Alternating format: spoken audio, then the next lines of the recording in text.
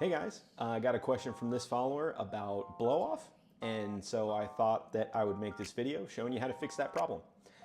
The only thing you're gonna need is a rubber stopper called a bung, a piece of pipe, and a jar of some sort.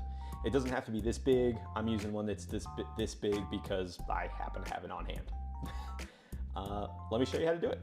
So before we go any further, I kind of wanted to explain a little bit about what I'm talking about. When you're brewing beer, during the fermentation process, when your yeast is eating all those sugars, it lets off CO2. And when it's going too fast and too much CO2 builds up, it can blow off your airlock. And what this does is it helps more of that CO2 get out quicker, and so it doesn't blow anything out.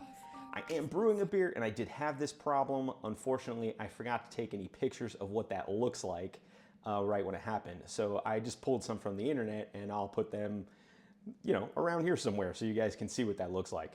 So anyways, on to how you fix that problem.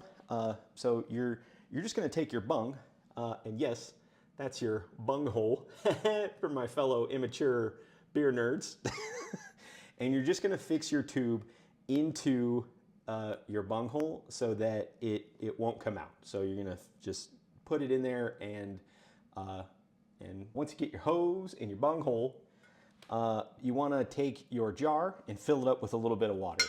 There is no set amount of water. It's just enough water that your hose isn't gonna pop out when it's sitting in there. And that'll make a little bit more sense when you see this thing in action.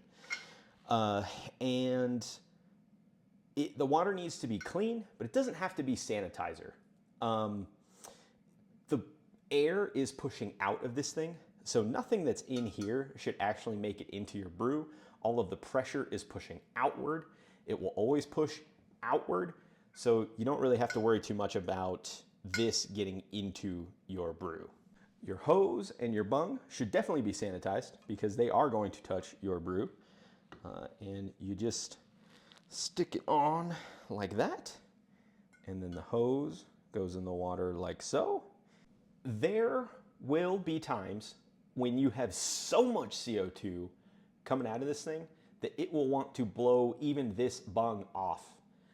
There are times when I will take rubber bands and I will just put it right on top of the bung and underneath of this little thing to kind of hold it on there. And that will make sure that your bung stays on there nice and tight, while just the gas